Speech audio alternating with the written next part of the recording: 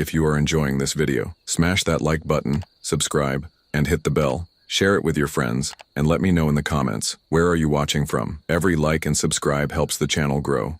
I always thought the highway was just a road, just concrete and asphalt stretched over miles of empty land.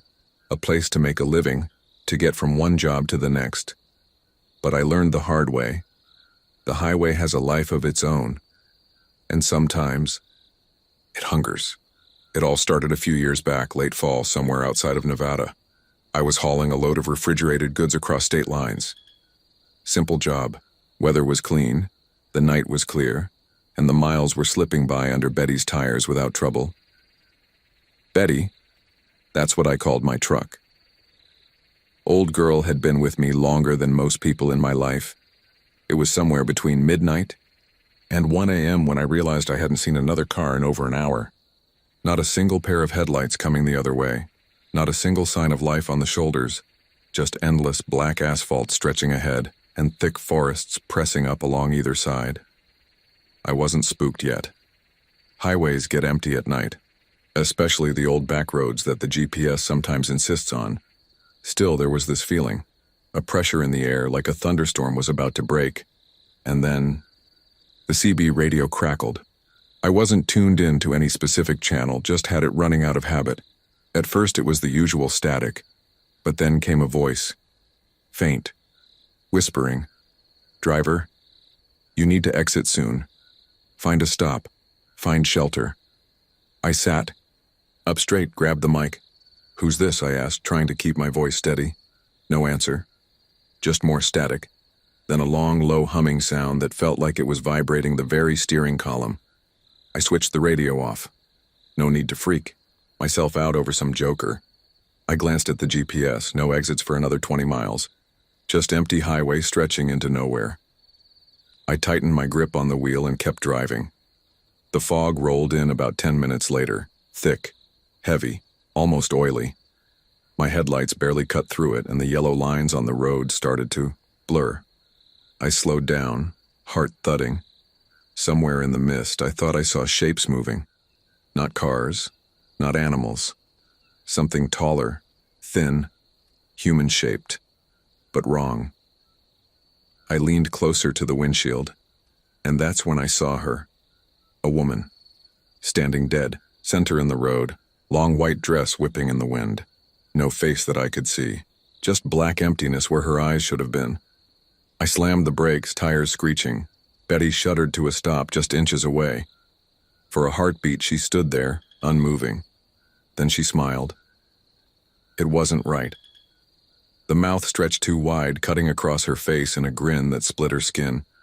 I threw the truck into reverse without thinking, backing up fast. But when I looked again, she was gone, vanished into the fog. My hands were shaking on the wheel. Should have turned back right then. I should have found the nearest truck stop, locked the doors, and waited until sunrise. But something pulled me forward. Some deep, gnawing instinct that said I couldn't turn back now, so I kept driving, and the night got darker still. The fog grew thicker the farther I went, swallowing up the world around me. The road narrowed, or maybe it just felt that way. Betty's headlights carved two lonely tunnels through the mist, and beyond them there was nothing. No stars, no moon, no world. Just an endless, humming emptiness. The dashboard clock blinked 1:37 a.m., but time didn't seem to move right anymore. Every minute dragged and twisted into hours. I don't know how long I drove like that. Could have been minutes. Could have been days. It wasn't until I saw the lights that I realized how alone I had become. Faint at first. 2 red pinpricks bobbing in the mist. Tail lights. Relief surged through me. Another driver. Another human being. I pressed the pedal, speeding up slightly, trying to catch up. As I drew closer, I could make out the shape of the vehicle. It was a semi, an old rig, rusted and beaten, its trailer swinging slightly as it crawled along the highway. Strange, though. No company logos. No visible plates. Just a faded, matte black truck moving steadily forward. I flashed my brights to get their attention. No response. I tried the horn. Nothing. Closer now. I could almost see into the cab. The driver sat stiffly, hands glued to the wheel, head staring dead ahead. I thought about calling out over the CB, but remembered I had turned it off after that last creepy broadcast. Instead, I decided to pull up beside them, maybe get their attention. Maybe just not be so alone out here. I shifted lanes and slowly crept up alongside the old semi. When my cab was level with theirs, I turned to look and froze. The driver wasn't right. He was pale. Too pale. His skin almost translucent under the sickly glow of his cab lights. His eyes were black pits sunken deep into his skull, and his mouth was wide open, jaw slack and hanging unnaturally low like it had been broken. He didn't blink. He didn't move. He just stared, and worse. There was something in the passenger seat beside him. Something shifting, writhing. It looked like a woman, but her limbs were too long, her neck bending at an impossible angle, her mouth a wet, gaping hole. Her hands clawed at the glass, leaving bloody smears. I jerked the wheel back into my lane, heart hammering. The other truck didn't speed up, didn't slow down. It just kept crawling along like some ancient predator stalking prey. I floored it. Betty's engine roared, the trailer swaying dangerously as we sped into the mist. I didn't dare look back. I knew whatever was in that truck, it wasn't human. The miles blurred. I must have driven another hour, maybe 2, without seeing another soul. The GPS was useless now. The screen flickered between static and a weird looping image of a compass spinning wildly. Finally, through the fog, I spotted it, a truck stop. The neon sign buzzed dimly, letters burned out until it just read, UCK Stow. Didn't care, didn't even think twice. I pulled in fast, tires crunching on cracked asphalt. The place looked abandoned. The gas pumps were rusted, vines crawling up their sides. The storefront windows were dark, boarded up in places. But there were trucks parked, out front, 6 at least. I exhaled. Other drivers, other people, safety. I grabbed my jacket and climbed down from Betty, boots hitting the pavement with a dull thud. The air was colder now, too cold for October. The fog pressed in heavy around.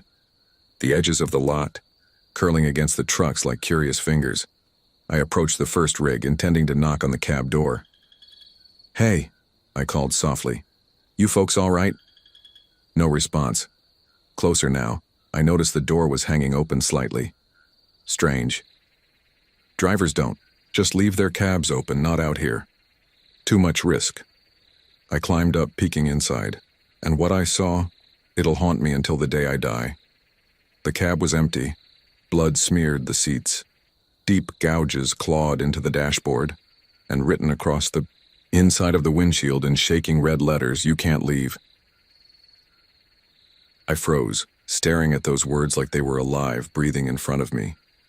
You can't leave. My throat went dry.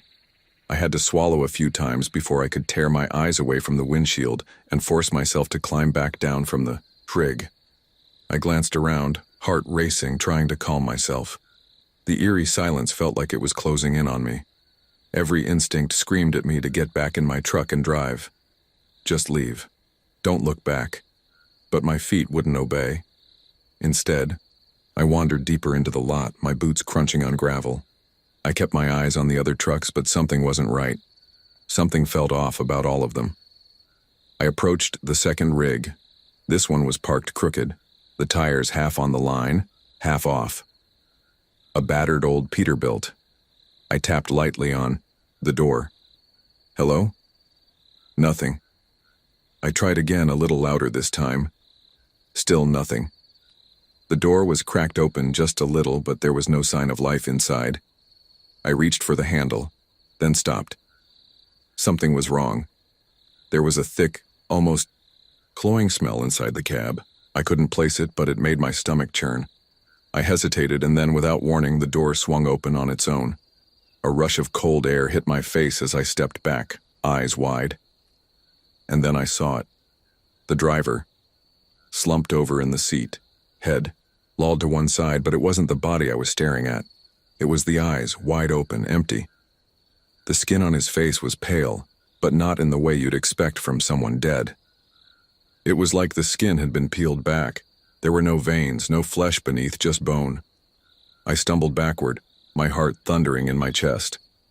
The chill from the truck's interior pressed in around me like it was alive, suffocating. I knew I should have turned around. I knew I should have gotten the hell out of there, but I couldn't move. I couldn't look away from that empty, dead stare. It was like the truck stop itself was holding me hostage, keeping me here, trapping me, in this nightmare. And then from somewhere behind me I heard it. A soft voice. A whisper. You shouldn't have come here. I spun around, heart racing, breath coming in short gasps. The fog was thicker now, so thick I could barely see my own hands in front of my face. But there, just outside the glow of the neon lights, there was a figure, a man, standing motionless. He wasn't like the others. This one wasn't dead, at least not in the same way. He was tall, dressed in faded jeans and a trucker's jacket, his cap pulled low over his eyes. His face was hidden in the shadows, but his presence sent a cold, suffocating wave through my chest. I opened my mouth to speak, but the words caught in my throat. He stepped forward, his boots crunching on the gravel. You should leave, he said, his voice raspy and low. Something about the way he said it made the hairs on my neck stand up. Why? I finally managed, my voice shaking. His lips barely moved as he replied, his tone almost hollow, like the words weren't coming from him at all. This is no place for a trucker. It's not safe here. You're better off just driving on. Find a different route. I swallowed hard, taking a step back, my eyes never leaving him. I stopped myself. I didn't know what to ask, what to say, but something felt wrong. This whole place felt wrong. Get out while you still can, he repeated, his voice colder now. The wind picked up around us, swirling the fog, making it harder to breathe. I took one last look at the rig, the words on the windshield, the empty eyes, and then without another word, I turned and ran. I sprinted back to my truck, every step heavier than the last, my heart pounding in my chest. The fog seemed to press in tighter as I moved, a suffocating blanket of mist wrapping around me. It felt like the world was shrinking, the truck stop becoming a maze that was swallowing me whole. The parking lot that had once seemed large now felt claustrophobic, every shadow cast by the dim neon lights turning into something threatening, something watching. I barely made it back to Betty before I heard it again. Soft, like a breath on the wind. The voice. You can't leave. I froze, hand on the door handle, blood running cold.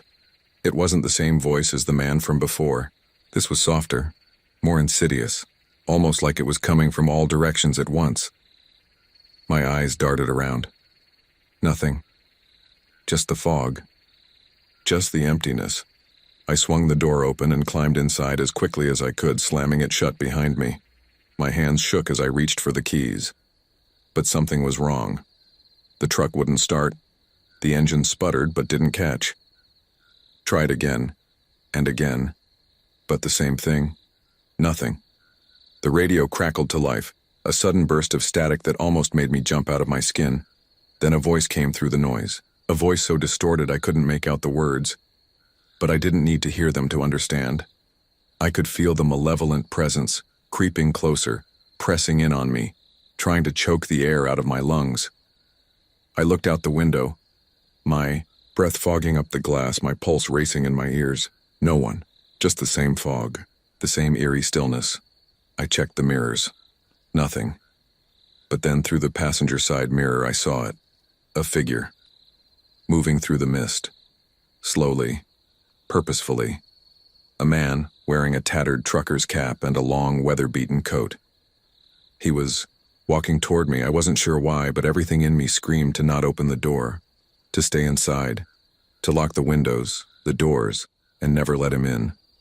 But I couldn't help myself. I reached for the handle, and before I could stop myself, I yanked the door open. The man stood there. His eyes were empty. Not dead empty, but otherworldly empty. There was a void where his pupils should have been, a hollow darkness that seemed to pull at everything around him, like the air itself was thinning in his presence. "I told you," he whispered, his voice barely audible over the hum of the dying engine. "You shouldn't have come." I couldn't move, my breath caught in my throat. "Get out." His hand shot forward, gripping my wrist with an unnatural strength, his fingers cold and rigid like they were made of stone. "You can't leave." I tried to pull back, but his grip only tightened. I could feel the coldness spreading through my arm, like the life was being sucked out of me. In a panic, I kicked the door shut, my foot catching on the edge, but I didn't care. I pushed the pedal to the floor. Betty roared to life, the engine finally catching, the truck lurching forward with a jolt that nearly threw me out of my seat. I didn't dare look back. I didn't stop. I couldn't. The fog swirled behind me like a living thing, following, chasing, never letting go. The road stretched on, endless, empty, and cold. I could still feel the weight of his hand on my wrist, still hear the voice echoing in my head. "You can't leave." But this time, I didn't. "Listen." I kept my eyes on the road ahead, gripping the wheel so hard my knuckles ached. The fog had lifted just enough for me to see, but it still felt like something was lurking just out of my sight, waiting. I had no idea where I was heading, or if I was even still on the highway anymore. The lines on the road had become faded, indistinct, and the signs were either missing or completely illegible. It felt like I was driving into a place that didn't exist on any map, a place that shouldn't exist at all. The eerie silence that had swallowed the world around me was broken only by the sound of my engine, and then, as if on cue, the radio crackled to life again. It wasn't static this time. A woman's voice, cold and distant, spoke through the noise. "You've crossed the threshold, trucker." I froze, heart thumping in my chest. The hairs on my neck stood up, my breath coming faster. There's no going back now. The voice was calm, too calm, as if it already knew the terror I was feeling. It sent a chill down my spine, and I looked in the rearview mirror again, expecting to see the figure, him from before. But there was nothing. The road behind me was clear, the mist fading as I sped forward. I looked down at the gas gauge. It was nearly full. I glanced back up, and then I saw it, a sign. Barely visible through the fog, it was rusted and worn, but I could just make out the words, "Welcome to Black Hollow." I slammed on the brakes, nearly sending the truck skidding across the pavement. The tires screeched, and I fought to regain control. My heart pounded in my chest as I stared at the sign. Black Hollow. The name alone sent a shiver of unease through me, but I didn't have time to question it. The road had suddenly split in two, one path leading into a dark forest, the other into a barren stretch of land with no end in sight. The mist had grown thicker, crawling up around the tires, swirling around my truck like something living. I knew I had to choose. I didn't want to go into that forest. I could already feel it in my bones, the sense that something wasn't right, in there. But the other path, stretching out into nothingness, seemed worse. It felt like I'd be driving into oblivion, lost forever. So I turned into the forest, and I immediately regretted it. The trees loomed over me, tall and twisted, their branches clawing at the truck like skeletal fingers. The road was narrow and winding, and I had to keep my speed slow, my hands trembling as I gripped the wheel. The headlights barely pierced the fog, revealing only a few feet of the road ahead. And then I saw it.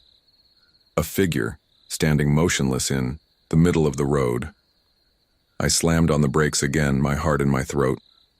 The truck screeched to a halt, and for a moment, everything was still. The figure didn't move. It was a man, a trucker. His clothes were ragged, dirty, and his face was obscured by the shadow of his cap. But there was something wrong about him. His posture was unnaturally stiff, like he was frozen in place, like he didn't belong to this world. I sat there for a moment, unable to breathe, staring at him. And then, like a nightmare come to life, the man slowly turned his head toward me. His eyes were hollow, black pits that seemed to suck the light out of the air. His mouth hung open, but there was no sound. No words, just a soft, almost imperceptible movement of his lips. "Run." The word was barely a whisper, but it was enough to make my blood run cold. I didn't think. I didn't have time to think. I slammed my foot on the gas pedal and tore past him, my truck, nearly fishtailing as I tried to regain control. The figure didn't move, just stood there watching me as I sped away.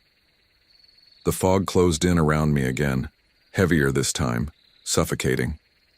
I couldn't see more than a few feet in front of me. The road ahead was indistinct, like I was driving through some endless nightmare.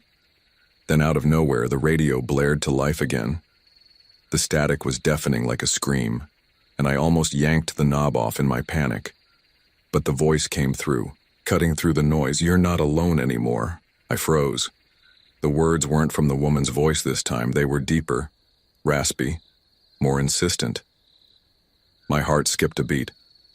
I glanced at the rearview mirror, and there it was, the figure from before, not standing, but following, chasing. Slammed the accelerator to the floor, but the truck wouldn't go any faster. The mist was thick and the shadows had started to move. Something was out there with me, following, stalking me. Every time I glanced in the mirror, the figure was closer. The empty eyes locked on mine, never blinking, never looking away. "You can't leave." The voice echoed through my mind, louder now, as though it was coming from inside my skull. I could barely see the road, but I kept driving. I had to. Something inside me was pushing me forward, like the truck was alive, dragging me through the fog. I couldn't stop, I couldn't turn back. The only thing I could do was keep moving, keep driving. But even as I did, I felt it. That cold hand on my shoulder again. That whisper in my ear. "You can't leave." I could feel the weight of something pressing down on me. The air thick with the oppressive presence that had followed me for miles. The truck shuddered beneath me as if it too was fighting against whatever unseen force had taken hold of the road. The headlights flickered, casting fleeting shadows that seemed to reach out like long skeletal arms, pulling me deeper into the darkness. The figure in the rearview mirror wasn't the only one now. As I glanced back, I saw more. Figures all moving toward me. Some were walking, others dragging themselves with limbs that seemed to snap at unnatural angles. Their eyes were all black, just like the first one, but their expressions, they weren't human. They twisted into grotesque grins, mouths hanging open in silent screams that pierced through the thick silence of the truck's cabin. I blinked, trying to shake the image from my mind, but it was there, clear as day, in the mirror, in my mind, in my soul. The chilling realization hit me. I wasn't just being followed. I was being hunted.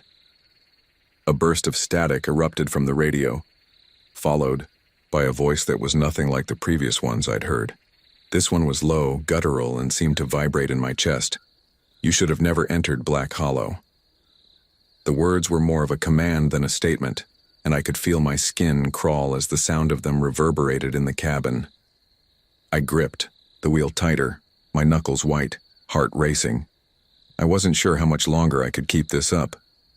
The road in front of me was still shrouded in fog, but now it seemed as if the fog itself was alive, rising up, swirling around the truck, like it was trying to swallow me whole. The truck's engine sputtered for a moment, then roared back to life, the headlights blinking wildly as though they too were losing their grip on reality. I didn't know how much longer I could keep my eyes on the road, but when I looked in, the rearview mirror again, the figures were gone, vanished. Relief flooded my chest, but it was fleeting. I hadn't outrun them. I had only lost sight of them. I was still being pursued, hunted, I reminded myself. I could feel their presence like a shadow creeping up behind me, closing in. Then, as though on cue, I saw the first sign of life in what had felt like an endless void. A light up ahead, small, flickering, like a candle in the distance. My first instinct was to head toward it, thinking it might be a gas station or even a town. Somewhere. Anywhere. I drove toward it, the miles stretching out endlessly, my eyes locked on the light. I didn't care if it was a trap. I had to get out of this godforsaken fog. The closer I got, the more I realized it wasn't a town. It was a truck stop, but it wasn't just any truck stop. It was empty, completely, utterly deserted. The gas pumps were rusted and abandoned, their signs long faded. The diner's windows were cracked, and the lights inside flickered as if they were barely holding on. The place felt like it hadn't seen a living soul in decades. I parked Betty near the pumps, the engine grumbling as I cut the ignition. I opened the door and stepped out, the cold air hitting me like a slap in the face.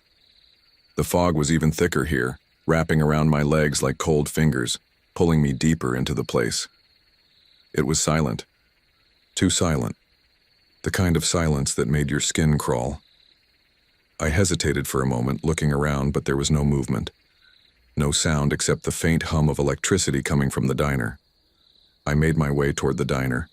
My footsteps, the only sound breaking the oppressive quiet. The door was ajar, swinging slightly in the wind as I approached. I reached out, pushed it open, and stepped inside. The inside of the diner was as abandoned as the outside. Tables were overturned, chairs scattered haphazardly, and dust clung to everything. The smell of stale coffee and old grease filled the air. But something else lingered beneath that. Something metallic, like the faint scent of blood. I took a few steps further in, feeling the hairs on the back of my neck rise. I wasn't alone. There in the far corner was a man, sitting at the counter, his back to me. His silhouette was unmistakable. He was wearing a trucker's cap and a leather jacket. But something was wrong. He wasn't moving. And he wasn't breathing. I swallowed hard, the realization slowly dawning on me that I had seen this man before. His face, the hollow eyes, the twisted grin. He was one of the figures from the road. He was here now. I stepped back, my pulse quickening, but the man turned to face me, his head jerking unnaturally in my direction. "You shouldn't have come here." His voice was raspy, a rasp that sent shivers down my spine. I turned and bolted for the door, but as I reached for the handle, I heard something that made my blood run cold. The door slammed shut in front of me, trapping me inside. The lights flickered. The man stood now, his body jerking, his eyes locked onto mine with that same twisted grin. And then the shadows in the diner began to move. The figures, more of them, emerging from the corners of the room, surrounded me. "You'll never leave." The man's voice echoed in my ears, drowning out everything else. I was caught. There was no escape. I turned back to the door and pounded on it, but it didn't budge. The figures closed in, their eyes glowing, their mouths open wide in soundless screams. The cold hand was back on my shoulder again, and I knew, with a sickening certainty, that this was it. They weren't just following me. They had been waiting, for me all along, and now they would never let me go. I couldn't breathe. The air thickened around me, becoming dense and suffocating. It felt as if the very walls of the diner were closing in, pressing down on me, tightening with each passing second. My mind raced. My heart pounded so loud I couldn't hear anything else except for the whispers. They were whispering. The figures, those dark, contorted shapes gathered around me, their whispers crawling under my skin, filling my head with unutterable thoughts. I could barely make out what they were saying, but it didn't matter. I could feel their voices scraping against my soul. It felt like they were stripping me bare, peeling back everything until there was nothing left but the terror and the fear. "You can't escape." The voice was clearer now, a deep, guttural sound. A voice that didn't belong to any man or any living thing. It came from everywhere and nowhere at the same time, reverberating through the walls, through my bones. "You belong here," it continued. A low, almost soothing tone that sent a shiver crawling up my spine. I stumbled back, my body trembling as the cold fingers of dread closed tighter around me. The door, my only way out, was still locked, the shadows outside thickening as if something even worse was waiting on the other side. I turned to the counter, desperate for something to hold on to, something to ground me. But when I looked at the man again, the one who had spoken to me before, he was different. His grin had stretched impossibly wide, his eyes now pools of pure black, like voids where nothing could escape.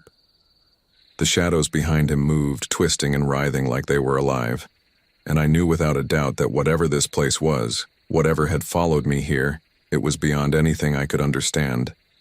But I didn't have time to think. The shadows closed in around me, and I could feel the temperature drop, the chill biting into my skin. I tried to scream, but my voice was swallowed whole by the suffocating darkness. Suddenly, a light flickered above me, then another, like a flash of recognition. I whipped my head around, searching for the source, but before I could take a step, the air seemed to vibrate with a loud, agonizing hum. The diner started to tremble, the walls creaking like the bones of some ancient beast awakening. A figure emerged from the darkness at the far end of the room, a tall, gaunt shape with eyes that burned with an unnatural fire. It was human, but not. Its skin was pallid, stretched thin over its bones, and its long fingers twitched, reaching out toward me. "You shouldn't have come," it whispered, and its voice sounded like the grinding of metal against metal. Took a step back, but my legs felt like they were made of stone. The figure closed in, its footfalls slow but deliberate, like it was savoring every moment. "All roads lead here," it said, its voice sending chills down my spine. "You are part of the story now, part of the haunting." I couldn't move, I could barely breathe, but I had to. I had to escape. With everything I had left, I lunged for the door again, throwing my weight into it. The cold, rusted handle was unyielding, the door refusing to give. Panic surged through me, my heart pounding so violently I could barely hear anything else over the roaring in my ears. I turned, frantically searching for another way out, but the shadows had already consumed the room. I was trapped. That's when I saw it. The faintest outline of something in the corner just beyond the edge of the diner, something that didn't belong. A shape, a figure. But it wasn't human, at least not in the way I knew things to be. It was waiting. Its form was twisted and wrong, a mass of shifting shadows that barely resembled anything alive. It had no face, just an empty, gaping hole where its features should have been. Its body pulsed and flickered like a broken signal, one moment there and the next gone, only to reappear closer than before. In that instant, the truth hit me. The nightmare wasn't just on the road, the highway, the endless miles of asphalt. This was all part of it. The highway had always been a trap, a cursed place that led people like me into its fold. I'd driven myself into the belly of the beast. The figure took another step toward me, and this time, I could hear its footsteps, each one heavier than the last, like it was dragging something behind it. I was paralyzed, frozen, unable to move or even scream. Then, the light overhead flickered once more, and in the brief moment of clarity, I saw it. A door, an exit, a single faint beam of light leading through a crack in the wall. It was my chance, the only chance I would get. With all the strength I had left, I tore myself from the place where I had been frozen. I rushed toward the light, my feet barely touching the ground, the whispers and the scraping sounds following me. But the more I ran, the more the shadows seemed to stretch, to lengthen, pulling me back into the void. I reached the crack in the wall, and then something grabbed my ankle. I was yanked backward with terrifying force, my body slamming into the floor with a sickening thud. The shadows surged forward, and the figures were on me, their hands cold and unyielding, their faces distorted masks of agony. The last thing I saw before everything went black was the light from the crack, now fading, flickering out, just as I was dragged into the darkness. I could feel the ground beneath me as I was pulled through the darkness, my body scraping against cold, rough surfaces. The air was thick and heavy, suffocating as if the world itself had been suffused with an unnatural weight. My lungs burned and I gasped for air, but it was like trying to breathe underwater. Every inhale felt like I was suffocating on the very atmosphere. I tried to scream, but no sound escaped my throat. Then, just as suddenly as the pull started, I was released. My body dropped to the ground with a sickening thud. My head slammed against something hard, but I barely felt it. The pain was muffled by a deeper, more overwhelming sensation. Something inside of me was crumbling, like the very fabric of reality was breaking apart around me. I opened my eyes, but everything was black. I couldn't see, I couldn't hear. The silence was all-encompassing, broken only by the occasional rustle of movement, something far off, something not quite human. And then, the whispering returned. It was faint at first, like a breeze blowing through distant trees. But then it grew louder, clearer, like 1,000 voices all murmuring at once. It wasn't just in my ears. It was in my mind, twisting my thoughts, drowning me in a flood of distorted whispers. "You shouldn't have left." The voice was deep, hollow, like it was coming from the very ground beneath me. "You can't escape what you've seen. The road is yours now." My heart raced and my body trembled involuntarily. The voice was getting closer, louder. It was everywhere. In my head, in my chest, in my very bones. I tried to get up, but my limbs were stiff, frozen, unwilling to obey. Panic surged through me and I fought against it, forcing myself to move. My fingers brushed against something cold, something hard. It felt like stone, smooth and slick, as if I were lying in a cave or on the floor of a tomb. As I pushed myself up, the world around me began to shift. The air grew colder, more oppressive. I could hear the whispers now, not as a distant murmur, but as though they were coming from all around me. There were no words, just sounds, moans, gasps, and distorted syllables that made my skin crawl. I was no longer in the diner. I wasn't even on the road anymore. Wherever I was now, it felt ancient, dreadful, like the very ground beneath me had existed long before human feet ever touched it. The shadows around me began to move, shifting like liquid, slithering across the ground and wrapping around me. I felt them closing in, tightening like a vice, and for the first time, I felt something else. Fear. Real fear. The kind of fear that claws at your very soul. The kind that tells you there is something in this world, something ancient and terrible, that wants to see you break. I struggled to push myself to my feet, and for a brief moment, I thought I had escaped it, whatever it was that had trapped me here. But then I heard the steps, slow, deliberate, heavy. Each step was a hammer striking the earth, shaking the ground beneath me. The air grew colder still, and a shadow passed over me like the darkness itself had taken form. I turned slowly, my body trembling, and there it was. A figure. Tall, thin, impossibly tall. Its outline was hazy, indistinct, like it was made from smoke or vapor, but its eyes, they burned. Bright, burning red, two glimmering lights in the darkness staring straight at me. My breath caught in my throat, and the whispers grew louder like a crescendo, the sound of thousands of voices echoing in my head. The figure stepped forward, its long skeletal fingers reaching toward me. It didn't speak, but I could hear it in my mind, its presence pressing against my thoughts, demanding attention. "You've come too far," it whispered inside my head. "You belong here now. There is no escape." I tried to scream again, but no sound came. I was paralyzed, trapped in place, unable to move as the figure drew closer. "The road does not end," it said, its voice smooth like velvet but filled with malice. "It only takes, and once it takes, it owns." It paused, its eyes glowing brighter. Its form seemed to stretch, elongating impossibly as it moved closer, closer until I could feel the heat from its eyes on my skin, burning through my soul. "The road has claimed you. It never lets go. You are now one of us." The air grew thick with the scent of decay, and the darkness around me deepened, wrapping me in a suffocating embrace. I could feel the weight of it all. The years, the deaths, the lost souls who had traveled this cursed highway before me, the ones who had never left. I was no longer alone. The figure stepped forward, its skeletal hand reaching for my face. I closed my eyes, bracing for the touch, knowing that whatever came next, I would never be the same again. Then, everything went black. The silence stretched out, oppressive, as if the very air had frozen in place. The heavy scent of decay and rot lingered in my nostrils, choking the breath from me. I couldn't feel my body anymore.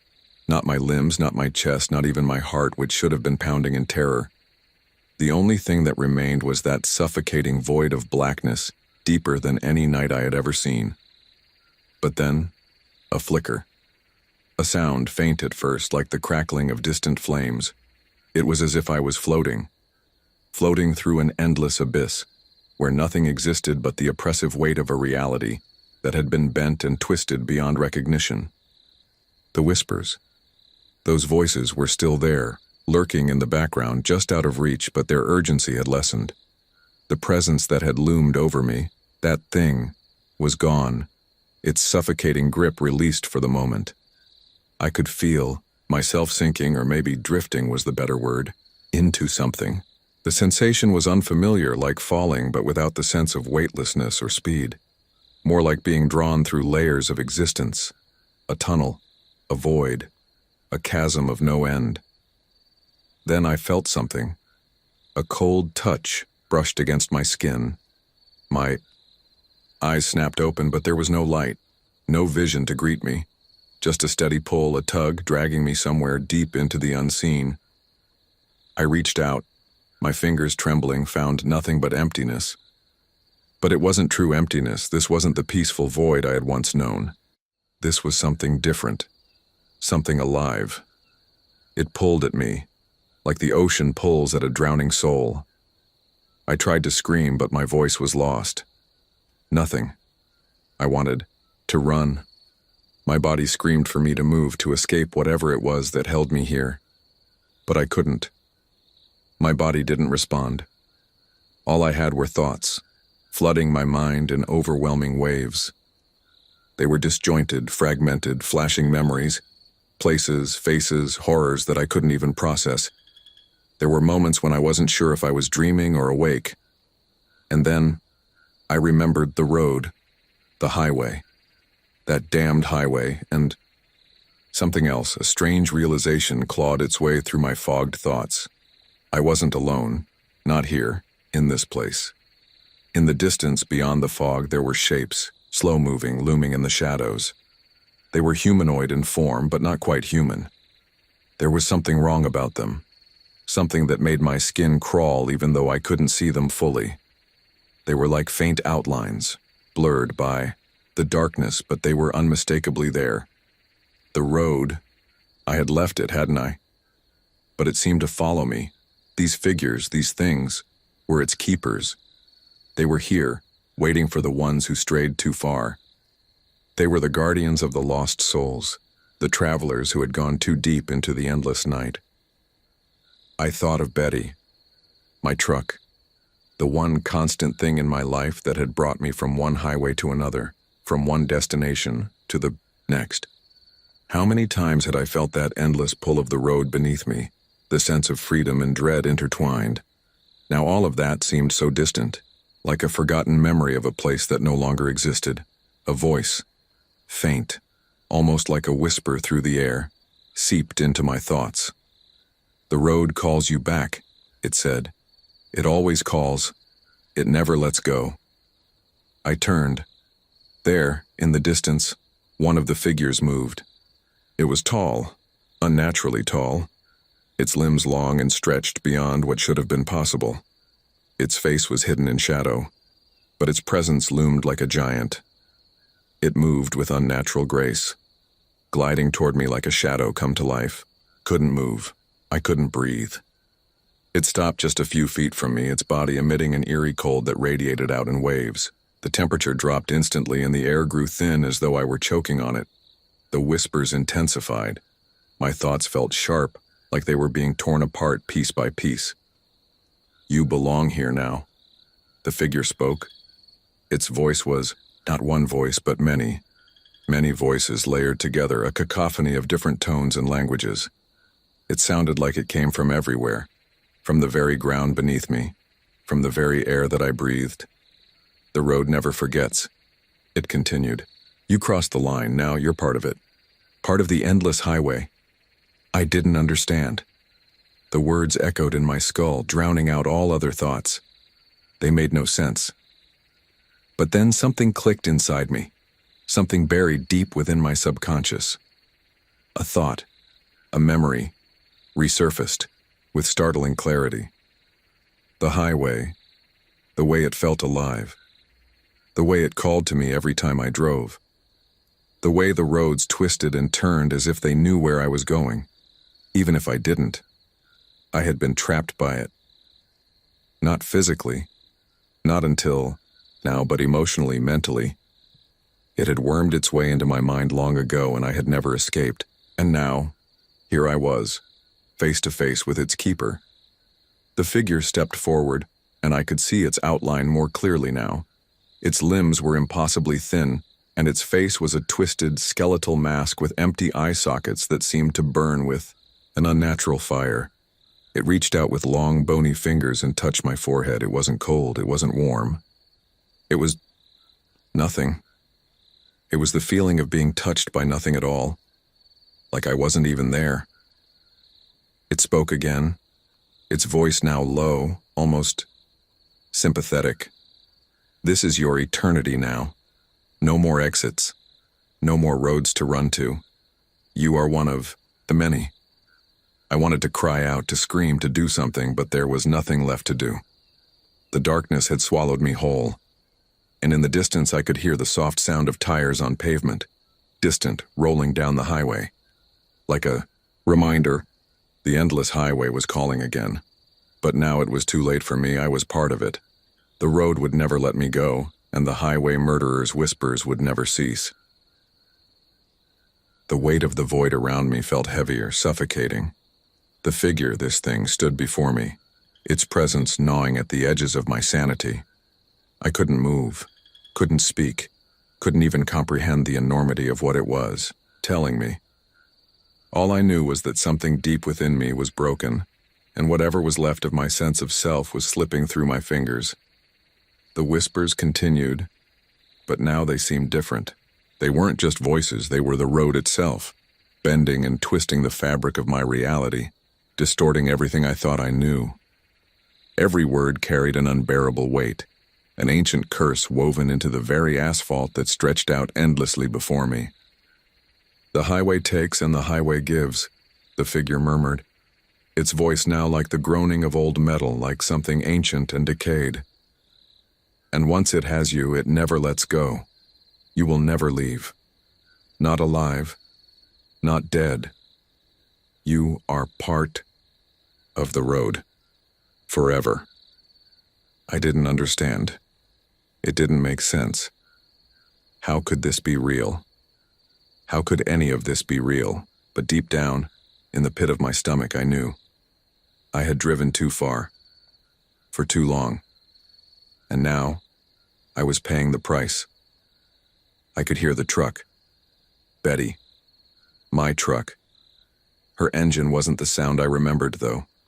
It was distorted. Distorted by the highway's voice. I tried to take a step, but my legs wouldn't respond.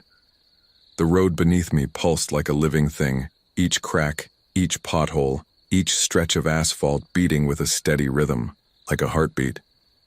It's calling you, the figure said, its hollow eyes locked onto me, those dark sockets burning into my soul. The highway knows you. It knows you better than you know yourself. And now, you're part of its tapestry. You're just another thread in its endless weave. I wanted to scream, to fight back, but I had no strength left. There was nothing left inside me but an empty, aching fear. The road was the only thing that was real now. The truck, the miles of blacktop, ahead, the endless expanse that stretched on with no end in sight. I could hear the tires again, the sound of rubber scraping against cracked pavement.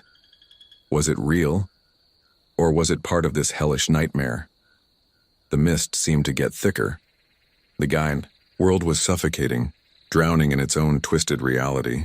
I could hear faint echoes of voices, faint whispers like the hushed conversations of ghosts long gone. It was as if the highway itself had absorbed them, all the souls who had wandered too far, driven too long, until they had vanished into the void of the road. The figure before me tilted its head, its long, gaunt neck creaking like old wood.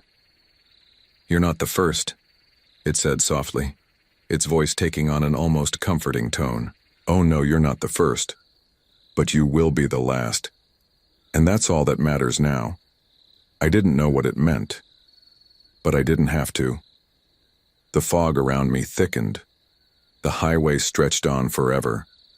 The road was an endless cycle, a loop that repeated itself, trapping everyone who dared to travel its path.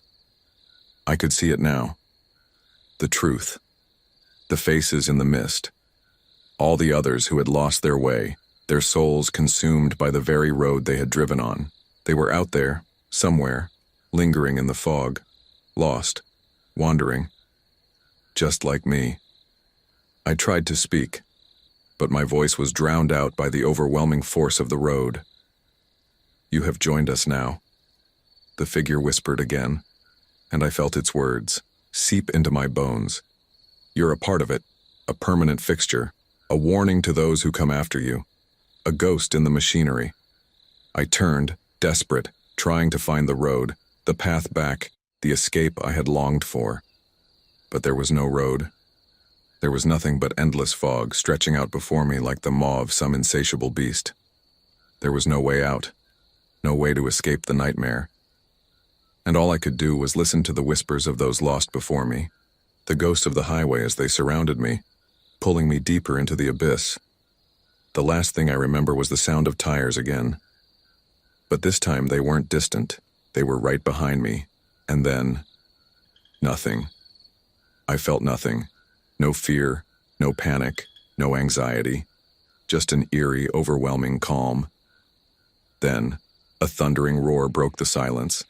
The sound of wheels screeching, grinding against asphalt. Closer and closer.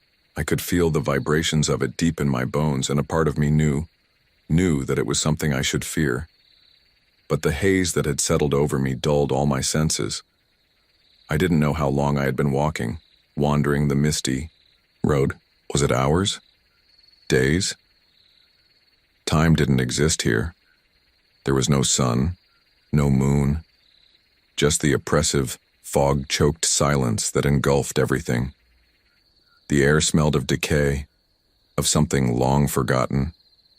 I tried to move, but my legs felt heavy, as though the earth itself was sucking me down, forcing me to remain on this cursed highway. The sound of the tires grew louder. I turned instinctively, and there it was, Betty. But it wasn't Betty anymore. The truck was distorted, warped. Its massive frame was covered in grotesque rust, as though it had been sitting abandoned for centuries. The headlights glowed with an unnatural red hue, cutting through the fog like twin burning eyes. The sound of the engine was sickly, the growl of a dying animal strangled and desperate, yet it was undeniable. The truck was here. I wanted to run, but my feet remained frozen, bound by some unseen force. I couldn't look away. I saw movement inside the cab. The figure. It sat in the driver's seat, but it wasn't just the creature I had encountered before. This was something else. Its body was stretched and misshapen, no longer humanoid, its limbs twisted in ways that made my skin crawl. Its eyes were wide, bulging, the black of the pupils swallowed by an unnatural white light. It grinned. No, smirked, at me. "You're still here," it rasped, its voice like the grinding of teeth on stone. "You'll always be here." I tried to speak, to beg, to scream, but my mouth wouldn't move. My throat was dry, tight, and the words didn't come. There was only the crushing weight of its gaze, drilling into me, pulling me deeper into the web of the road. The truck revved its engine, sending a tremor through the ground. It moved closer, the front grille getting larger and larger. I could see the road stretching out endlessly behind it, pulling the truck forward, dragging it into the never-ending cycle. The headlights illuminated the road ahead, but they could not pierce the darkness of the future. "It's too late for you," the figure said again, its voice seeping into my mind like a venomous whisper. "There's no way back. You're a part of it now, and this road, this highway will never let you go." I tried again to move, but I was rooted in place, like a tree with deep roots in the cursed earth. Every muscle screamed for escape, yet my body refused to obey. The truck kept coming, closer, closer, and as it approached, something shifted. The mist thickened and the road beneath me began to crack. Long, jagged fissures split the asphalt, and from within them, I could hear the screams. Screams that were too distorted to be human, too warped to be anything other than the agony of the lost. The truck loomed over me now, so close that I could see the twisted figure in the driver's seat. It didn't need to speak anymore. The message was clear. I was a prisoner. I had always been a prisoner. This road was a trap, a place where time and space lost all meaning, a place where drivers like me came, only to vanish, consumed by the highway's insatiable hunger. It was then that I saw it, a faint glow in the distance flickering like the dying embers of a fire. A figure stood there, barely visible through the fog. At first I thought it was another one of the lost souls, but as it moved closer, I realized it wasn't. It was me. I saw myself standing there, just like I had been earlier. But this version of me was different, darker, hollowed out, eyes empty and devoid of life. The ghost of my former self reached out, its hand trembling, and in that instant, I understood. I had never left. I had never escaped the road. The highway had consumed me. Long ago, I was its prisoner, its puppet, condemned to drive its endless expanse forever. The face before me wasn't me. It was a reminder of what I had become. "You're trapped," the ghost whispered, its voice carrying the same rasping tone as the figure in the truck. "We all are. The road never ends. It never lets go." And then, the figure in the driver's seat grinned wider, its monstrous face stretched almost impossibly, as if the road had pulled its very soul into its grasp. The truck's engine roared louder, deafening, and the world around me began to crumble. The road cracked apart, falling away like broken glass, and I could feel myself falling with it, into the abyss of the endless highway. And as I plummeted, I realized one final thing. I was just another lost soul on this haunted highway. Another ghost wandering the broken path for eternity. There was no escape, not for me, not for anyone. It felt like the world had stopped moving. No sound, no motion, just an oppressive silence hanging over everything.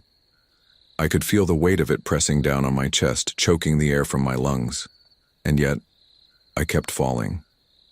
The darkness below me wasn't just the absence of light. It was something more sinister. A living thing.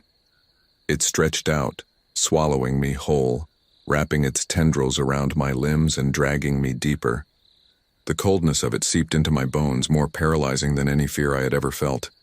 I closed my eyes, unable to bear the weight of the abyss.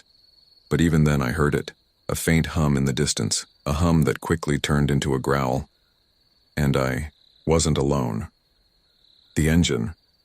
I could hear the engine again. Not just any engine, but Betty's engine. The sound grew louder, reverberating in the darkness like an animal's growl before the hunt. It was all around me, shaking the very ground I was falling through. And through it I could hear whispers, soft at first, but rising in intensity. The whispers of the lost. "You shouldn't have stopped. We never stop. It's too late." The voices were everywhere, and their words cut through me like a blade. I wanted to scream. I tried to scream, but nothing came out. I was trapped, falling deeper, being pulled toward the sound. The growl of the engine was relentless, a beast of the highway stalking me in the darkness. And then, just as suddenly as it had begun, everything stopped. For a moment, the silence was all-consuming. Nothing moved. I could still feel the weight of the unseen force dragging me down, but I couldn't see the road anymore. I couldn't see Betty. I could only hear the sound of my own heartbeat, loud in the quiet, steady as the thrum of a drumbeat. And then, from nowhere, a single light flashed in the distance. It wasn't a headlight, it was a flame, a flickering, erratic flame. I blinked. The flame grew brighter, then dimmed. And in that moment I realized what it was. The figure was back. The figure I had seen earlier. The one that sat in the truck. The one whose gaze burned through me like a fire, dark and twisted. The figure was now standing in front of me, a shadow against the dim light. It was no longer just a man. It was something darker. It towered over me, its form shifting, distorting like a creature pulled from the depths of nightmare. Its skin was stretched, hollow, like old, decaying leather. The face was unrecognizable, its features blurred by a grotesque mask of shadow. But its eyes, those eyes were the same, a deep, hollow blackness that seemed to pierce straight through my soul. I wanted to run, but my legs were like lead. I couldn't move, I couldn't breathe. "You are mine now," the figure whispered, its voice low and gravelly, a voice that seemed to crawl up from the very pits of hell. It stepped closer, and I could feel the air grow colder, as though the very temperature of the world around me was being sucked into the abyss. "I will show you what happens to those who refuse to leave the road." And in that instant the mist thickened. It surrounded us like a living thing, coiling around my ankles, my legs, my chest, choking the air. I could no longer see the figure. Clearly, it had merged with the mist, a part of it, something born of the fog itself. I stumbled backward, my heart racing, but I couldn't escape. The fog had sealed me in, an invisible trap that tightened with each passing second. The highway never forgets, it rasped, its voice now an echo, stretching across the miles. And neither do we. I wanted to scream, to cry, but no sound left. My throat. I couldn't escape. I was part of the road now. The realization was like ice in my veins. It was too late. I was becoming one of them. I was becoming a shadow. And as the mist swallowed me whole, I understood. The road never lets go. It never forgets. And the drivers? They were never meant to leave. They became part of the highway's endless cycle, trapped in its grip forever. The road would consume them as it had consumed me. I was no longer just a man. I was a part of something much darker, something that roamed the highways unseen but always there. I had become a ghost, and now I would never leave. The truck had found its next passenger. The highway had found its next soul, and as the engine roared, I knew the cycle would continue, for there would always be another driver, another victim, drawn to the endless road. It would never end. It would never let go. It's hard to explain what it feels like to have your very identity start to crumble.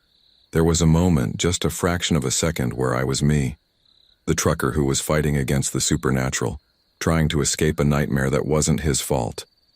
But now, I wasn't sure who I was anymore. The more I drove, the more I saw them, the lost ones, the ones who never made it out. They weren't ghosts anymore. No, they were something else. They were the highway itself. At night, I'd hear them talking, whispering, muffled voices behind me, in front of me. Beside me, I couldn't tell where they came from. Sometimes it sounded like the static of a broken radio. Sometimes it was clearer, more personal, like they were sitting right next to me, in the dark, watching. "You're getting close," they'd whisper. So close. Sometimes, I'd catch glimpses of their faces in my rearview mirror, their eyes wide with fear. Some were truckers like me, others were just travelers who had found their way onto the road. Their fates sealed the moment they crossed onto that cursed asphalt. The highway stretched on, twisting and turning in ways that made no sense. A curve would open into a straight road that seemed to go on for miles, only to fold back in on itself. The landscape would shift as though the very fabric of reality was being stretched, bent, and reshaped around me. But the worst part? The worst part was the feeling that I wasn't alone in the truck anymore. The entity, the one who had been following, he wasn't just watching anymore. It was inside the truck, inside my mind. I tried to shake it off. I slammed the door of Betty's cabin, opened the windows, hoping the cold wind would flush the entity out. But every time I looked away, every time I thought I was safe, it was there again, waiting, always waiting. That night, when the fog rolled in thick and heavy, something different happened. I saw a shadow move across the road just ahead, barely visible through the thick mist. I could have sworn it was a person. But as I drew closer, it moved wrong. It was twisting, changing shape as if it were a reflection in a funhouse mirror. I hit the brakes, but it was too late.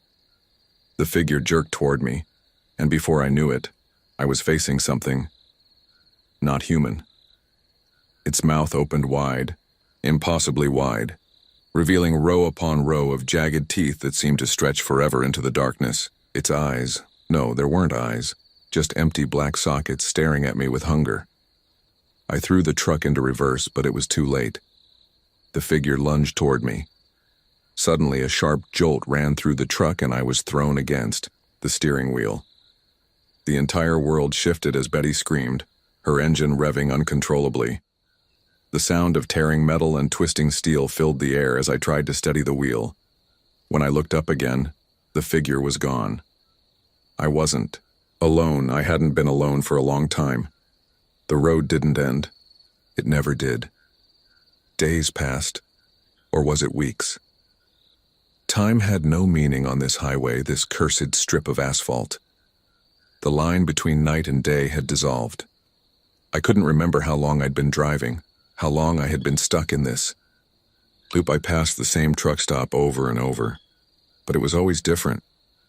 Every time I tried to stop, I couldn't. I'd pull into the parking lot, walk toward the door, but when I turned around, the truck was gone, vanished, as if the truck stop had swallowed it whole. And then there were the voices, the whispers growing louder. You can't leave. You never leave. It was the entity. It was always there, lurking just behind the wheel. The gas stations were all the same, empty, silent. The flickering lights made the place feel abandoned, like a place frozen in time. I knew I wasn't the only one who had pulled in there. There had been others before me, and there would be others after me. But none of us would ever leave. The door to the truck stop diner creaked open on its own. Inside, there were tables, some with chairs knocked over, some with drinks still half full. I saw the faces of the lost ones, truckers who had gone insane from the road, people who had never come back. I stepped toward the counter, but before I could reach it, something caught my eye. In the mirror behind the counter, I saw someone. Not me, someone else. A trucker, his eyes wide with fear, mouth trembling. "Help me," he whispered, though his lips didn't move. I tried to scream, but the sound caught in my throat. Someone, was standing right behind me. I turned quickly. There was nothing, but the air felt colder, thicker. I could feel the presence now, its weight pressing in on me. Turn around. The whisper was so close, I could feel it, and my ears could hear the cold breath against my skin. I turned. There, standing in the doorway of the diner, was another figure. This one was real. I could feel it. But when I reached out for help, it was gone. Just like the rest of them. By now I understood. The highway was more than just a road. It was a curse, a never-ending cycle that consumed those who dared to travel its path. I wasn't just lost. I had become a part of it. The highway was feeding off of me, using me, just like it had used all the others who had driven it before me. There was no escaping, and yet, there was still a part of me, a small part, that longed for freedom, for something beyond this endless, cursed journey. Maybe it was too late for me. Maybe I was already dead, trapped in this eternal loop. Or maybe there was a way out. If I could face the thing that had followed me all this time, maybe I could break the cycle. But I had to find it first. And I wasn't sure I was ready to face whatever it was, because I had seen it. The entity. It was me. It wasn't the fog that made me feel trapped. It wasn't the eerie whispers or the countless strange faces I saw on the road. No. It was the realization that the highway itself was changing me. It was feeding off my fear, my confusion, and my uncertainty. It was wearing me down, twisting my perception of reality until I wasn't sure what was real anymore. The truck, Betty, wasn't the same either. The sounds she made were different, now. The engine growled deeper, as though it were an extension of my own tortured mind. The rattling of the gears sounded like bones cracking. Each turn of the wheel a reminder that I was no longer in control. I wasn't driving the truck. The truck was driving me. And then, I saw it. It was like I caught a glimpse of myself in the rearview mirror. Just for a moment. But it wasn't me. Not entirely. The figure in the mirror looked like me, dressed in the same dirty, worn-out clothes, face gaunt from lack of sleep. But there was something wrong about it. The eyes, my eyes, were hollow, dark, and there was a sneer on the reflection's face, something twisted and unnatural. I reached for the mirror, but the figure didn't move. It just stared, its lips curling into a wicked grin that sent ice through my veins. Still running? It mocked. You're already dead, you just don't know it yet. I slammed my hand against the mirror. It was cold, too real. But then the reflection smiled. It wasn't me. I didn't sleep for days after that. I couldn't. Every time I tried, I saw it again in the rearview mirror. That sinister figure. Always there, staring back at me with eyes that weren't mine. And it wasn't, just the mirror. It followed me into the cabin of the truck. It lingered in the air, in the shadows behind the windshield, always watching. The presence, that entity, was growing stronger. It didn't speak anymore. It didn't need to. Its power over me was absolute. I began to hear things more clearly now. In the distance there were voices, faint at first, but now louder, more distinct, whispers. Leave. Turn back. But I didn't turn back. I couldn't. I had gone too far, and now there was no way out. The road stretched endlessly in front of me, pulling me deeper into the unknown. I wasn't just on a road anymore. I was trapped in a nightmare that never ended, and the more I drove, the more they appeared. The shadows that flitted just out of my vision, the figures that moved along the edges of my headlights. They weren't human, but they were close. Too close. I would pass trucks, old rigs broken down on the side of the road. Drivers slumped over in their seats, their faces pale and lifeless, their hands gripping the steering wheel like they were still holding on for dear life. And then there were the towns, or rather the remnants of towns. I passed through several, all of them the same. A decaying shell of what once was, a gas station, a diner, a street lined with abandoned homes. Each one empty, no one in sight. And yet, I could feel them. Watching. The air felt thick with regret, with sorrow. Every town felt like a graveyard, its people long gone but their spirits still lingering, trapped in the wreckage of their once lives. And the worst part? I could feel myself becoming one of them. I wasn't sure how long it had been since I'd left that first gas station, the one where the figure in the mirror had first appeared. The sky was always dark now, no matter the time of day. The sun didn't rise or set. It just hung there, a dull, lifeless sphere that provided no warmth, no hope. I had seen other truckers, but it wasn't the same. They didn't wave or nod, didn't offer a smile or a wave. They just stared straight ahead, their eyes vacant, as though they were already somewhere else. Somewhere I couldn't follow.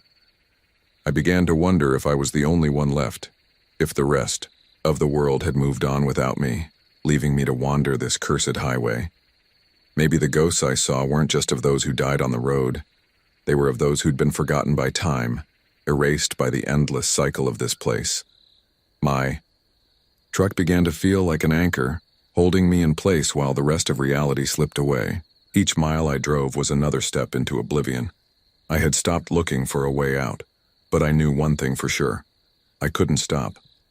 Not now. Not when I was so close. Close to what? I didn't know. But something was pulling me forward. An invisible thread, like a puppeteer tugging at my strings. I had to keep going. It was the only thing left. And then one night the truck broke down. It wasn't a mechanical failure. It wasn't anything I could explain. One moment the engine was purring like usual, and the next, it just died. The lights flickered, and the truck came to a shuddering halt. I sat there in the dead silence of the night, surrounded by nothing but fog and darkness. The stars above were gone, swallowed up by the black sky. I tried to restart the engine. Nothing. I checked the lights. Nothing. Panic clawed at my throat. This was it. This was how it ended. Stranded on the highway, surrounded by ghosts and demons, unable to escape. I stepped out of the truck, feeling the chill of the air bite at my skin. The road stretched endlessly in both directions. No signs of life. No signs of anything. Just me and the endless void. The wind picked up, whistling through the trees on either side of the road. It sounded like voices, calling out to me from the darkness. I turned, looking for something, anything familiar. That's when I saw it. A light. A small, flickering light in the distance. I wasn't sure why I felt drawn to it. Maybe it was the hope of finding someone else. Maybe it was the terror of being alone. But I started walking toward it. As I drew closer, I realized what it was. A truck stop. A ghost of a truck stop. It was exactly like all the others, and yet, it wasn't. There was something different about it. The lights were on, but no one was inside. The diner was open, but there was no food cooking. The pumps were running, but the gas wasn't flowing. And then I heard it. The laughter. Low and mocking. I wasn't alone. The closer I got, the more I realized that the road, the highway, had become my home. And it would be my prison. The truck stop stood like a monument to the lost. The thing that had followed me, it was waiting. Waiting for me to come inside, to take my place in the cycle that never ends. I had become one of them. And then, the door swung open. The journey wasn't over. There's no escape. I stood frozen in front of the truck stop, staring at the door that swung open by itself. The sound of the hinges creaked loudly in the dead silence of the night. There was something inviting about the movement, like an open invitation, but it felt wrong.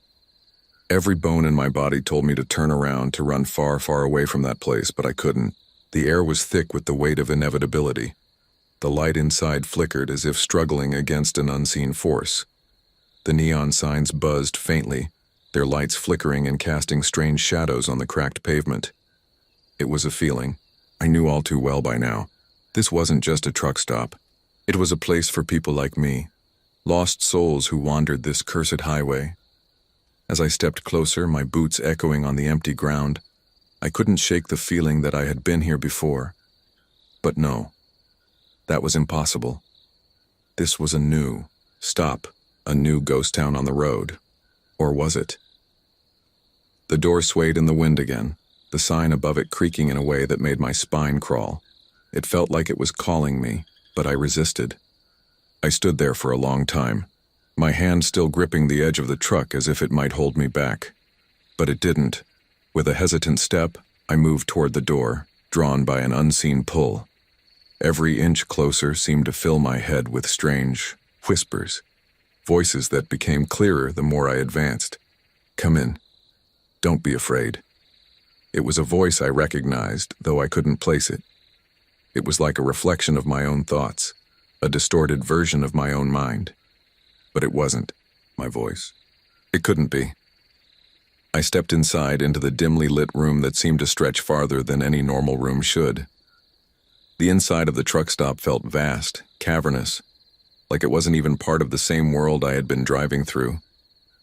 The walls were lined with empty tables and booths, and behind the counter, a lone figure stood facing away from me. The figure was tall, hunched over as if burdened by something unseen. The air was thick with the smell of stale coffee and old cigarette smoke, a scent that seemed to seep from the walls, clinging to my clothes and my skin. And then the figure turned around. It wasn't human. At first, I thought it was another trucker, another ghost wandering the highway. But as I looked closer, I realized that it wasn't a man at all. It was something else. Its skin was pale and mottled, its eyes black and empty, just hollow sockets that seemed to swallow the light around it. Its face was twisted in a grotesque mask, half covered in bandages, as if someone had tried to stitch it back together after something horrible had happened. The creature didn't move. It didn't speak. It simply stared. I froze, unable to move, unable to breathe. Looking for someone? The figure finally croaked in a voice that sounded like it came from the depths of the earth. It rasped, wet and unnatural, sending chills down my spine. The question seemed rhetorical, but the implication was clear. This wasn't a place where answers were found. I wanted to leave. I wanted to run. But my feet wouldn't move. I was stuck, anchored to the ground, just like I had been ever since I first set foot on this cursed highway. The figure slowly reached behind the counter, its long, spindly fingers moving with deliberate slowness. I braced myself, but I couldn't tear my eyes away. It pulled out a notebook yellowed with age, its edges frayed and torn. The cover was stained with dark splotches. Blood, perhaps? I couldn't tell. The figure slid the book across the counter, its eyes never leaving mine. "Take it," it whispered. "Read it. You'll understand." I felt the weight of the book before I even touched it. It seemed to pulse with a strange energy, as though it were alive, beckoning me to open it. I didn't want to. Every part of me screamed to leave, to get away. But the book's presence was like a compulsion, a force too strong to resist. I reached out, my fingers trembling as I picked it up. The moment I touched the cover, a jolt of cold shot up my arm. The book seemed to recognize me, and in that moment I knew this was my fate. The highway had chosen me. Without thinking, I opened the book. The pages inside were filled with names, dates, and what looked like incoherent scribbles. Some were written in blood, others in ink that had long since faded. But the names were all too familiar. There were names of people I had passed on the road, truckers I had seen, drivers who had disappeared. But it wasn't just truckers. There were civilians too. People who had vanished under strange, mysterious circumstances. It was as though the book held the records of every lost soul who had ever driven on this cursed highway. And in the very last entry, in bold letters, I saw my own name. I couldn't breathe. My heart pounded in my chest as I read the entry aloud, though I didn't mean to. Johnny Marks, a truck driver, lost in the fog. His soul trapped on the highway, never to return. I dropped the book. The room spun around me. The figure, behind the counter, grinned, revealing rows of yellowed teeth. You're one of us now," it said, its voice like gravel grinding together. I looked around the room. The truck stop was no longer empty. Faces appeared in the windows, staring in from the outside, their hollow eyes following me. The walls seemed to close in, the air growing heavier, suffocating. This was my prison now. There was no escape. There never had been. I stumbled back out into the night, the book still clutched in my hand, the weight of it pulling me deeper into the abyss. I tried to run, to find my truck, but the road had disappeared. The truck stop had faded away, and I was standing in the middle of an endless stretch of highway. It wasn't my highway anymore. The fog crept in, thick and impenetrable. The road beneath me felt like it was shifting, twisting, taking me somewhere I didn't want to go. The air hummed with an unnatural energy, and I knew that the highway was alive. I wasn't just a driver anymore. I was part of the highway, part of the curse. And the journey? It was never going to end. I had thought that leaving the truck stop would break the cycle, that walking away or running would somehow undo what I had experienced. But the more I walked, the more I realized there was no real escape. The road stretched out endlessly, twisting back on itself, folding into the fog like a snake eating its own tail. I turned back, desperate, expecting the truck stop to be there again, but it wasn't. All that remained was the shadow of the highway stretching into oblivion. It was as if the road had consumed it, swallowed it whole, leaving nothing behind but the faint echoes of the voices that had haunted me. The book. I still had it. I held it in my trembling hands, the leather cover smooth and cold. I could feel the pulsating presence of it, like it was alive, its pages hungry for more. It beckoned me, just as the highway had. Every part of me screamed to throw it, away, to burn it, to forget it. But the more I resisted, the tighter its grip seemed to become. I couldn't escape it. I was tethered to it like a marionette on invisible strings, each tug drawing me further into the nightmare. As I walked, I could hear footsteps behind me. They were soft, echoing in the thick fog, but they were there, someone, or something, following me. Every step I took, I could feel the ground beneath me shifting like it was alive, reacting to my every movement. The footsteps grew louder. I whirled around, expecting to find something, someone standing there. But the fog was empty. There was no one, just like the truck stop, just like the figures I had seen there. But something was different now.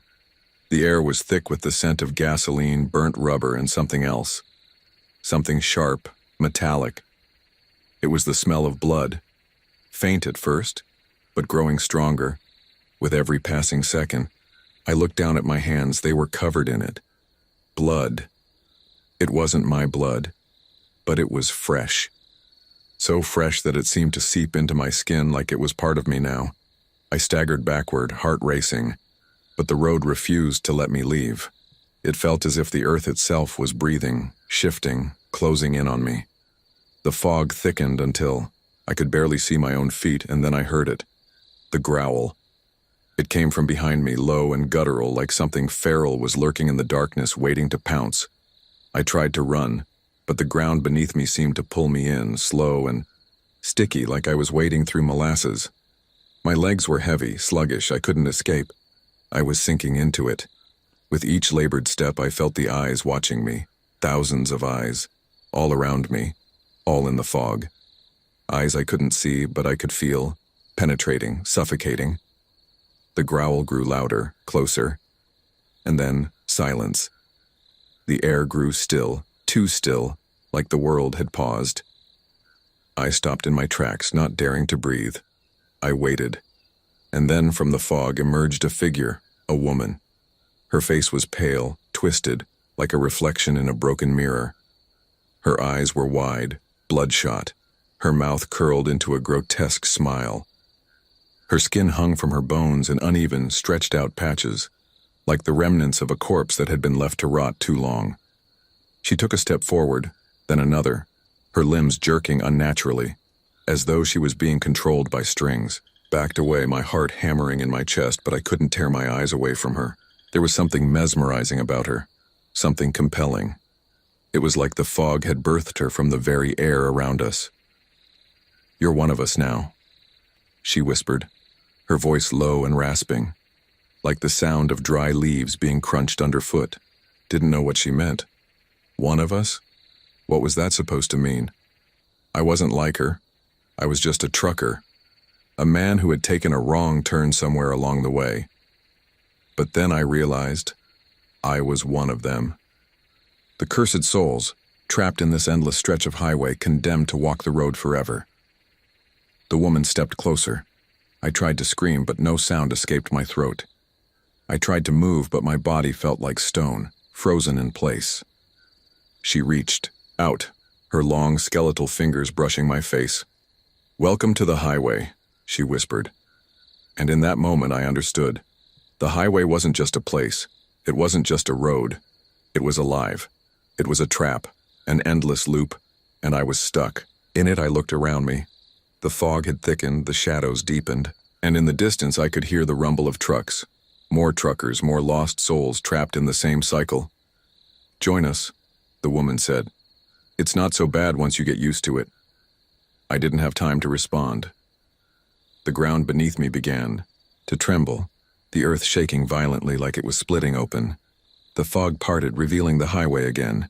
But it wasn't the same highway, it was darker, and the truck that I had left behind stood at the side, its headlights flashing, its engine idling as though it were waiting for me. The woman was gone, but I wasn't alone. I turned around, and in the distance I saw figures moving, slow, deliberate steps.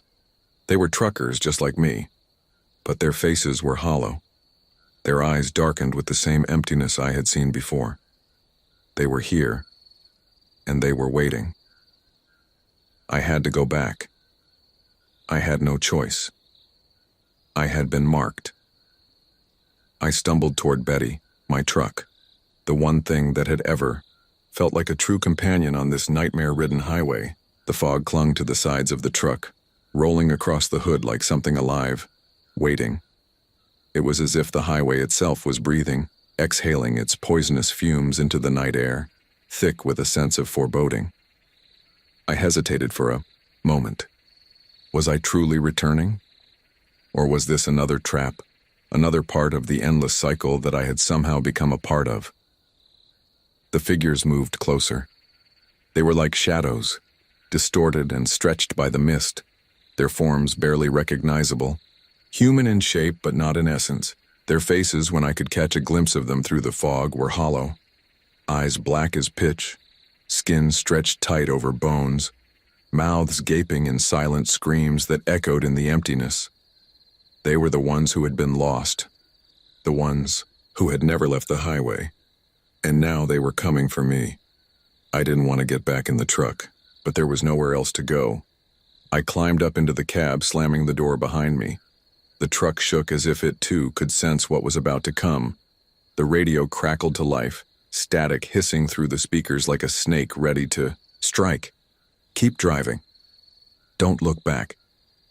The voice was cold, metallic, and unmistakably familiar. It was the same voice I had heard earlier, on that night when everything had started. The voice that had told me to take the exit, to go down, the ramp into the unknown. I slammed the shifter into gear and pushed down on the accelerator. Betty roared to life beneath me, tires screeching against the cracked asphalt as I sped forward into the thickening fog. As I drove, the shapes in the mist seemed to melt away, retreating like phantoms that had never existed. The further I went, the quieter it became, but I could feel them. The eyes, watching, always watching. I glanced in the rearview mirror. Nothing, but I knew better than to think they had gone. I kept driving, the hum of the truck's engine drowning out everything else. Every now and then I'd hear something, footsteps, whispers, soft creaking sounds coming from outside. I kept my eyes on the road, refusing to look. I couldn't afford to look. And yet, despite my resolve, something was pulling at me. I looked again. This time I saw it. A figure.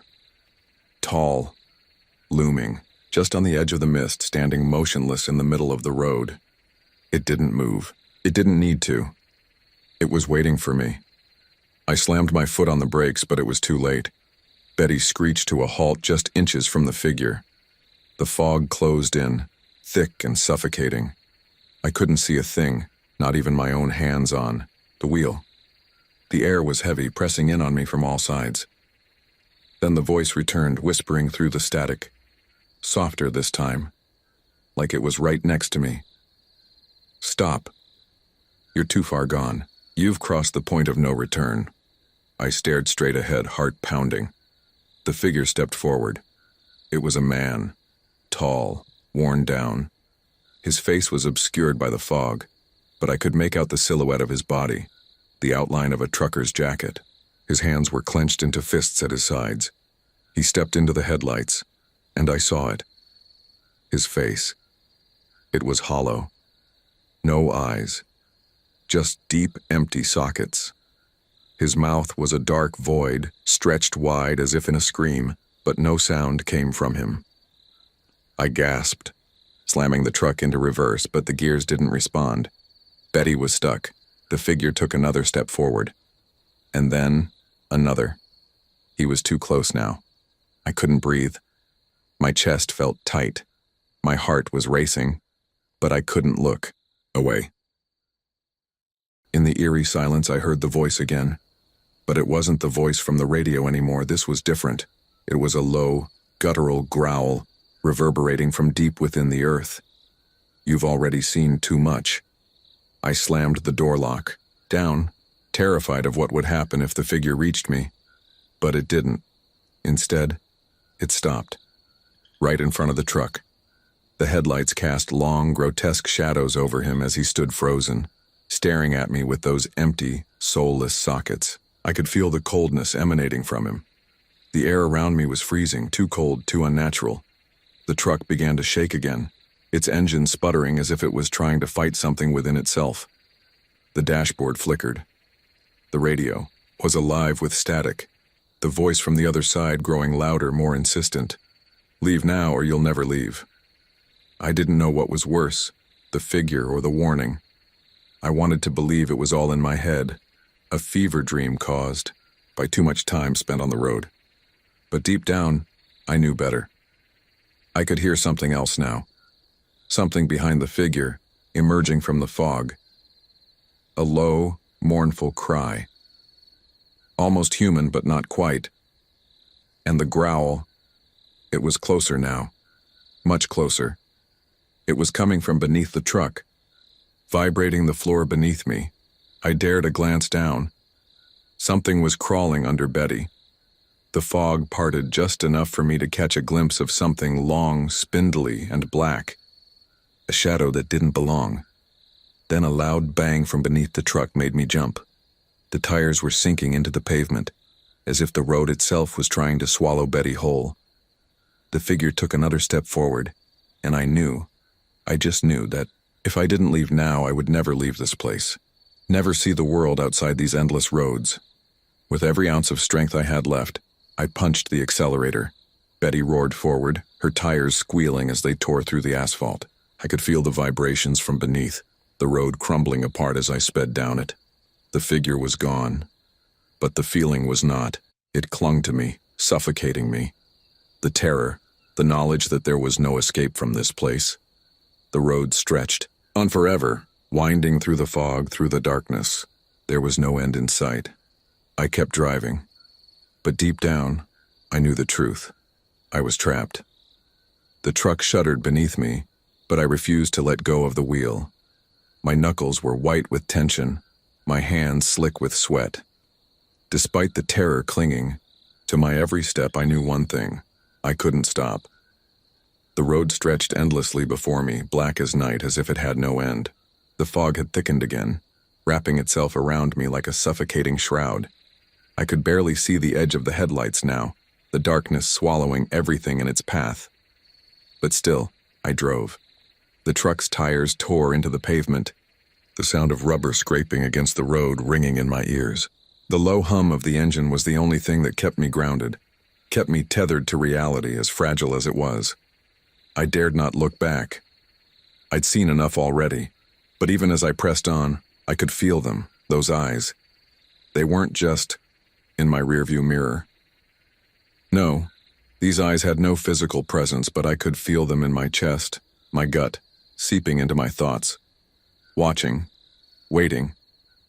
And the worst part? I couldn't escape them. The voices began again. Not the voice on the radio this time. No. These voices were closer, almost as if they were inside my head, murmuring just out of my reach. Low whispers, indistinct, but I could tell they were speaking to me, speaking of me, of my fate. I ignored them, kept my foot pressed to the accelerator, but the whispers grew louder. "You can't outrun this," they said. The temperature in the truck dropped sharply, as if the very air around me had been drained of all warmth. My breath came in short bursts, visible in the frigid air inside the cab. I glanced at the dashboard, expecting to see the thermometer plummeting, but the needle remained steady. No indication of the unnatural chill that had taken over. Suddenly, the truck jerked as if something had grabbed hold of the axle and was pulling it off course. The wheel spun in my hands, the truck veering to the side, forcing me to correct. But when I looked up, there was something different in the distance. A light, dim and flickering at first, but growing stronger. I wasn't sure if it was a mirage, the kind you get from driving for too long, or if something else was drawing me, and it was too far ahead to be a truck or any sort of vehicle. But the closer I got, the clearer it became. It was a small building, A shack of some kind, hunched and worn down, sitting precariously on the edge of the highway. The light flickered, like a candle's flame, unstable, like something was playing with it. I should have kept driving. I should have stayed away from it, but the pull, that primal urge to know, to uncover what lay beyond, dragged me forward. The truck sped up on its own, as if it was being guided by an invisible hand. I gripped the wheel tighter, trying to fight it, but Betty wasn't listening anymore. It was like the road itself had taken control, and I wasn't driving anymore. The shack grew closer, and the fog parted just enough for me to see the outline of it. A small, dilapidated structure that looked as if it hadn't seen life in decades. The windows were dark, covered in grime, and the door hung ajar, creaking in the wind. A single light bulb swayed from the ceiling, casting shadows that seemed to move and dance in time with my heartbeat. I pulled up to the side of the building, the truck coming to an abrupt stop. My hands shook as I opened the door, stepping into the cold, heavy air outside. The fog wrapped around me, colder now, almost icy. It was as though I had crossed into a different world, one that existed beyond the bounds of the highway. A place where time didn't matter.